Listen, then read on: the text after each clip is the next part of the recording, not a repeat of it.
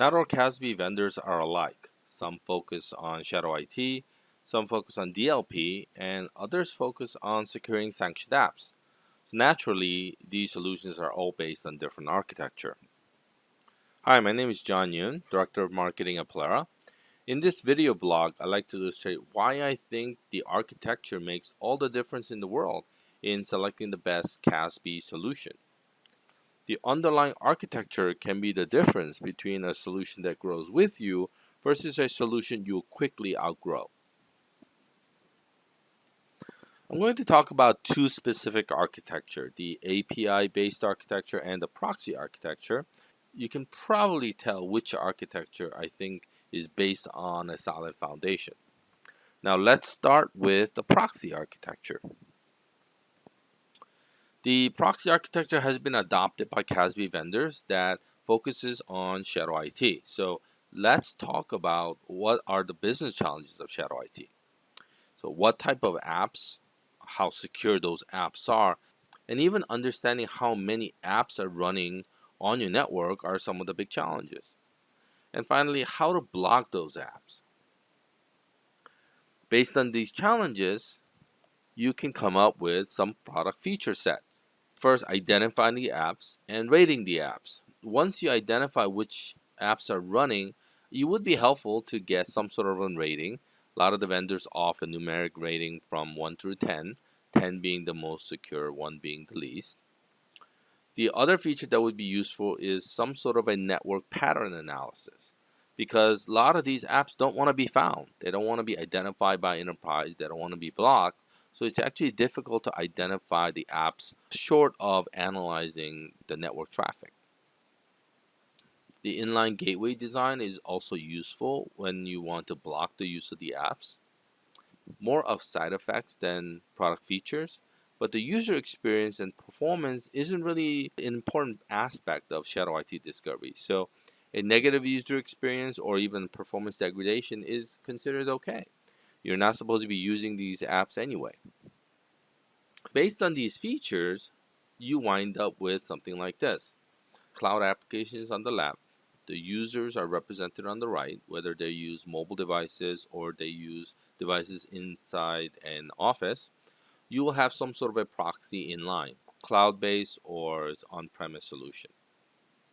The CASB market has evolved quite a bit, so the enterprise today are looking for more than just shadow IT discovery, but to also include security of sanctioned apps.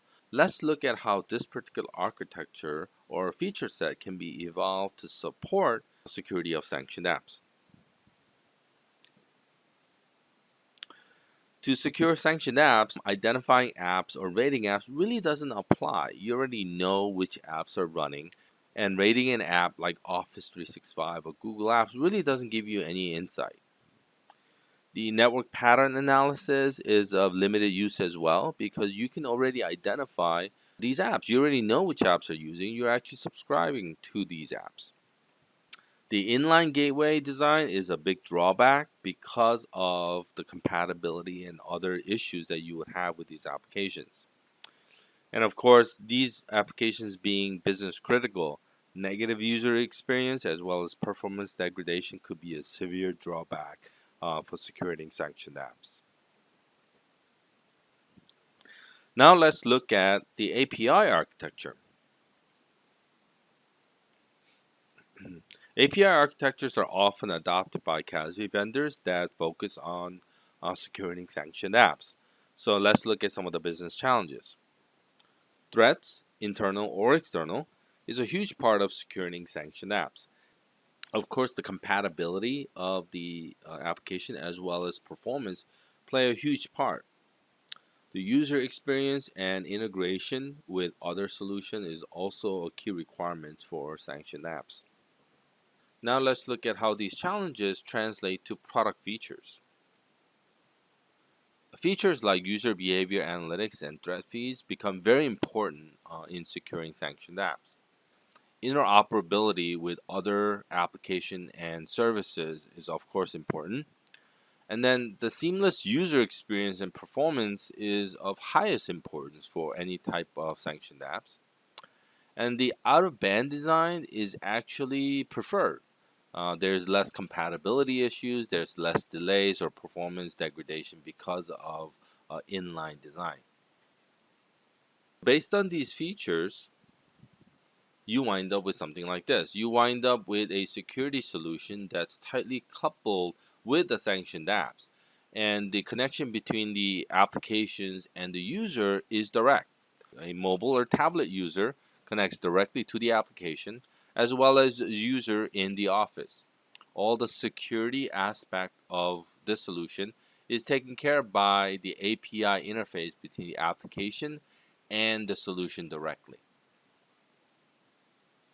Now, as we talked about before, CASB market has evolved, so even the enterprise who focus strictly on sanctioned apps would like to get more details on shadow IT as well.